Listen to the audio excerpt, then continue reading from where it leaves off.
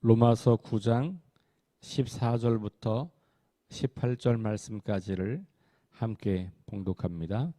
그런즉 우리가 무슨 말을 하리요? 하나님께 불의가 있느냐? 그럴 수 없느니라. 모세에게 이르시되 내가 긍휼히 여길 자를 긍휼히 여기고 불쌍히 여길 자를 불쌍히 여기리라 하셨으니 그런즉 원하는 자로 말미암음도 아니요 다른 박질하는 자로 말미암음도 아니요 오직 긍휼히 여기시는 하나님으로 말미암음이니라. 성경이 바로에게 이르시되 내가 이 일을 위하여 너를 세웠으니 곧 너로 말미암아 내 능력을 보이고 내 이름이 온 땅에 전파되게 하려 함이라 하셨으니 그런즉 하나님께서 하고자 하시는 자를 긍휼히 여기시고 하고자 하는 자를 완악하게 하시느니라. 아멘. 네, 이스라엘 문제, 유대인 문제라고 하는 하나님이 이방인들을 사용해서 구원의 역사를 이어간다면 하나님이 과거에 약속했던 이스라엘 백성들을 버리시는 거냐?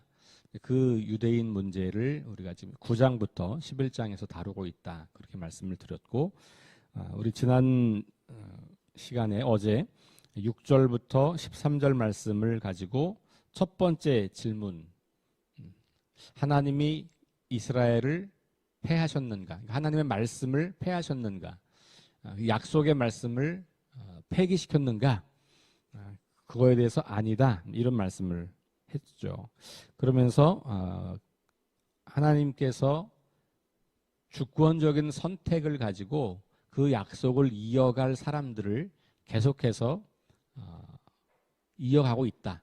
그 사람들 통해서. 그래서 문자적 유대인, 문자적 이스라엘이 아니고 약속을 신뢰하는 약속의 자녀들이 진짜 이스라엘이다라고 이야기를 했던 거죠. 그러니까 외형적 조건이나 자격을 갖추었다고 해서 하나님의 약속을 이어받는 사람들이 아니더라, 이런 이야기를 한 겁니다. 사람의 자격이나 행위가 아니라 하나님의 자비하심, 또 하나님의 주권적인 선택에 의해서 약속은 여전히 유효하다, 이렇게 말한 거예요. 그러니까 또 질문이 생기는 거죠. 그러면 하나님이 누구는 선택하고 누구는 선택하지 않는 거니까, 또 하나는 가만히 그 내용을 보니까 선택된 사람들이 그 당시 세상에서 마땅하다고 여겨지는 사람이 아닌 거예요. 그러니까 우리 위에서 두 사람의 이스마엘과 이삭하고 야곱과 에서를 보았는데 둘 다 동생들이에요. 그렇죠? 그러니까 이거 뭔가 이상한 거 아닌가? 그래서 질문이 뭐냐면 하나님이 그럼 불의하신 분이란 말이냐? 이렇게 질문하는 거예요.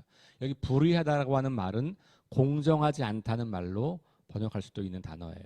그러니까 뭐가 공정하냐? 뭐가 마땅하냐? 이 사람들이 자격이 있는데 왜 안 되냐? 이런 질문인 거죠. 그러니까 그 당시 세계관으로 보면 장자인데 안 돼요? 아니, 장자는 당연히 돼야지, 이런 거예요. 자격이 있는데 안 돼요? 아니, 자격을 갖췄는데 왜 안 돼요? 그러면 하나님은 그렇게 하신다면 그건 공정하지 않은 거죠. 그런 하나님이 어떻게 공정하다고 할 수 있겠어요?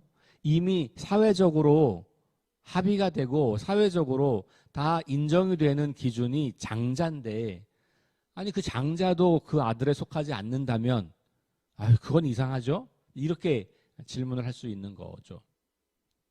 또 하나는 이제 말씀드린 것처럼 선택을 했다는 것은 선택하지 않은 사람이 있다는 이야기잖아요. 그럼 하나님의 사랑이 그게 맞는 거냐? 왜 어떤 사람은 선택하고 어떤 사람은 선택하지 않느냐? 이런 질문을 제기하는 거예요. 그러니까 오늘 14절의 질문은 하나님이 불의하시냐? 그런즉, 이 그런즉은 방금 그 위에 16절, 13절에서 말한 거죠. 하나님의 선택의 그 주권적인 어떤 하나님의 의지, 그리고 하나님의 그들을 향한 하나님의 사랑, 이런 것을 볼 때 그러면 좀 이상하다, 이렇게 문제를 제기하는 거죠. 오늘 14절부터 18절까지는 바로 그 질문을 다루고 있는 겁니다. 마찬가지로 바울은 구약 성경을 두 군데를 인용해서 오늘 대답을 합니다. 첫 번째는 뭐냐 하면 출애굽기 33장 19절에 있는 말씀이에요. 내가 긍휼히 여길 자를 긍휼히 여기고 불쌍히 여길 자를 불쌍히 여긴다라는 말씀이죠. 이 말씀의 핵심은 뭔가요? 하나님은 긍휼히 여길 사람은 긍휼히 여기고 불쌍히 여길 자는 불쌍히 여긴다. 그러니까 하나님은 긍휼하신 분이다. 자비로우신 분이다. 은혜로우신 분이다. 그 얘기를 하는 거죠. 왜냐하면 인간의 실존을 돌아가 보면 인간은 누구나 죄인이고 누구나 타락했고 그래서 하나님의 영광에 이를 자가 아무도 없다. 그러면 하나님께서 그런 사람들을 위해서 선택하셨다면 하나님이 선택하신 그 선택은 사랑과 긍휼의 선택이지 어떻게 불의로 접근할 수 있겠냐 이렇게 질문하는 거예요. 되질문하는 것이죠. 그러니까 하나님의 크신 사랑과 자비가 나타났고 그것 때문에 그 하나님의 사랑과 자비를 신뢰하고 그 약속을 의지하는 사람들에게 구원이 있다고 하는 것이 어떻게 불의한 일이 될 수 있냐. 만약에 하나님이 개입하지 않았다면 모든 사람이 다 하나님의 진노와 심판 아래 있는 것 아니겠느냐. 그런데 하나님이 긍휼을 베푸셔서 어떤 사람들을 선택했다면 그 선택은 그 사람들에게만 해당되는 것이 아니라 그들을 통하여서 모든 사람들에게 하나님의 사랑과 은혜를 전하기 위한 첫 출발점에 불과한 거다라고 볼 수 있는 것이죠. 실상 이스라엘의 실패가 그거잖아요. 하나님이 이스라엘을 선택하신 것은 너네만 선택해 이게 아닌 거고 너네를 통해서 온 땅을 하나님이 사랑하고 다스리고 회복할 거다라고 하는 것을 먼저 경험한 너희들이 온 세상에 알려야 할 책임이 있다는 건데 그것을 감당하지 못한 거였잖아요. 오늘도 똑같은 방식으로 바울은 대답을 하는 거예요. 하나님이 비참한 상태에 빠져 있는 인간에게 오셔서 그 특정한 사람들을 선택했다고 하는 것이 하나님의 불의라고 말할 수 있는 게 아니고 오히려 하나님의 은혜와 자비가 나타난 일이다라고 이야기하는 거죠. 마찬가지에 여기서도 구원은 우리의 공로와 자격과 행위로 되는 게 아니다. 이런 이야기를 반복해서 하고 있는 거죠. 16절에 보니까 원하는 자로 말미암음도 아니요 다른 박질하는 자로 말미암음도 아니요 오직 긍휼히 여기시는 하나님으로 말미암음이다. 그러니까 내가 간절히 갈망한다고 그게 되는 것도 아니고 내가 열심히 노력한다고 되는 것도 아니고 뭘로 되냐? 하나님의 긍휼히 여기시는 그 마음. 그러니까 하나님의 자비와 사랑으로 구원이 이루어지는 거고 하나님께서 이 인류 역사를 회복하려고 하는 계획이 진행되고 있는 거다. 그래서 하나님의 사랑을 강조하는 거예요. 그러니까 9장은 유대인 이스라엘 문제를 다루고 있지만 8장에서 말하고 있는 8장 후반부가 말하고 있는 하나님의 그 크신 사랑을 다시 이야기를 하고 있는 거죠. 자, 그리고 나서 인용하는 본문은 어디냐 하면 출애굽기 9장 16절이에요. 그러니까 출애굽하기 직전에 바로에게 모세가 가서 하나님의 말씀을 전하는 이야기잖아요. 내 백성을 내보내 달라. 하나님이 그렇게 하라고 하신다. 이렇게 했을 때 바로가 계속해서 거절하죠. 10번이나 큰 재앙을 만났음에도 불구하고 완악해진 그 마음이 허락하지 않아요. 그러다 결국 이제 그 아이들의 죽음 앞에서 허락을 하고 말죠. 그리고 12장으로 가면 이제 출애굽하는 장면이 나온단 말이에요. 그 바로에게 하신 말씀이에요. 내가 이 일을 위하여 너를 세웠다. 너로 말미암아 내 능력을 보이고 내 이름이 온 땅에 전파되게 할 거다. 그러니까 하나님께서는 이 바로는 악인이란 말이에요. 하나님의 계획을 반대하고 저항하고 거절하는 사람이란 말이죠. 그런데 하나님이 그 바로를 세웠다 이렇게 이야기해요. 그러니까 바로를 통해서 하나님의 구원 계획이 이루어진다는 거예요. 악인을 통해서도. 이것도 뭐냐면 하나님의 주권을 말하고 있는 거죠. 그러니까 하나님이 일하시는 방식은 당연히 이 사람들은 안 돼요 라고 하는 사람들, 그런 사람들을 통해서도 일하실 수 있다고 하는 거예요. 그러니까 어찌 보면 위에 이스라엘을 선택하는 이야기, 출애굽기 13장의 이야기를 놓고 보면 하나님께서 한 민족을 선택하는 이야기이고, 그 다음에 이 바로 이야기는 하나님께서 한 민족을 그 이 바로를 통해서 거절하고 있는 한 민족을 버리는 이야기일 수도 있는데 그 버림받았다고 여겨지는 그 바로도 실상은 하나님께서 사용하시는 거다. 이렇게 이야기하는 거거든요. 그러니까 하나님의 선택 안에서 선택을 받았든 선택을 받지 못했든 그걸 통해서 하나님은 여전히 하나님의 구원의 계획을 이루어가고 있다라고 하는 이야기를 하고 있는 거죠. 자, 그러면 바로가 이렇게 악인의 역할, 바로의 완악함의 역할을 하고 있는 것이에요. 그래서 그 뒤에 18절에 보면 하나님께서 하고자 하시는 자를 긍휼히 여기시고 하고자 하시는 자를 완악하게 하신다. 이런 말씀이 있는데 여기 하고자 하시는 자를 긍휼히 여기시고 하고자 하시는 자를 완악하게 하신다. 그러니까 누구를 긍휼히 여기고 누구를 완악하게 한다고 하는 것은 하나님에게 달린 문제이지 그 사람들이 갖고 있는 자격이나 그 사람들이 가지고 있는 외형적 기준이 아니더라. 그 이야기를 지금 반복해서 하는 겁니다. 한 가지 기억할 것이 있어요. 우리가 이제 이런 문제, 바로의 문제 앞에 서게 되면 질문을 하게 되죠. 하나님께서 그러면 그 마음을 완악하게 했다라는 표현이 성경에 여러 번 등장하는데 그러면 하나님이 이 바로는 하나님의 마음에 들려고 그렇게 애를 쓰고 사는 사람인데 하나님이 아니 넌 선택받지 못했으니까 그렇게 하면 안 돼. 너는 그냥 계속 거절해. 이렇게 마음을 만들어 주셨다는 거냐? 이렇게 질문할 수 있잖아요. 그런 게 아니고 그거는 이제 우리 이중 예정론을 말하는 사람들은 아마 그렇게 말할지 모르겠어요. 그러나 이 말씀을 어떻게 이해하는 게 필요하냐? 하나님께서 바로가 순종하지 않으려고 했기 때문에 그것을 그냥 내버려 두신 거예요. 그러니까 이 로마서의 논리로 보면 그런 거죠. 왜냐하면 저 앞으로 올라가면 이방인들의 그 죄의 문제를 심판하는 방법이 뭐예요? 내버려 두는 거였잖아요. 그냥 그 완악함 가운데 그 죄 가운데 내버려 두는 거예요. 그래서 점점 더 그 죄가 심각해지는 것. 이게 하나님이 심판하시는 방법 중에 하나였어요. 그러니까 원래부터 이 사람들은 괜찮은 사람들인데 하나님을 선택하지 않았기 때문에 괜찮으면 안 되니까 하나님이 그 마음을 야 그러지 마, 너 자꾸 거절해, 배반해 이렇게 만드는 게 아니라는 거예요. 그 사람들의 마음은 이미 타락해 있고 이미 죄 가운데 있는 거고 하나님이 그 완악함을 그냥 내버려 두셨기 때문에 점점 더 완고하게 되는 거죠. 그러니까 우리가 어떤 것을 하게 될 때 그 일을 우리가 고백할 때 하나님이 하셨어요 라고 하는 고백이 내 의지가 전혀 반영되지 않고 나를 하나님께서 조종하시는 것처럼 여기시면 안 되는 거죠. 늘 말씀드리는 것처럼 우리가 갖고 있는 의지라는 게 동원이 되는 거예요. 그러니까 예수 그리스도를 통해서 나타난 하나님의 의를 믿는 것도 우리의 의지가 포함되는 거죠.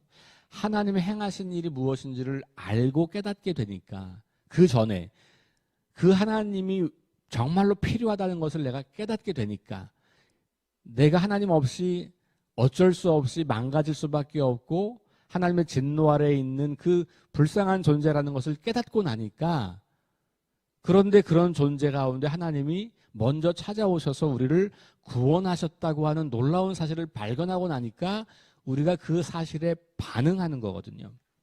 그걸 믿음이라고 하는 거예요. 그런데 바로 같은 사람은 그걸 보고도 듣고도 알고도 반응하지 않는 거예요.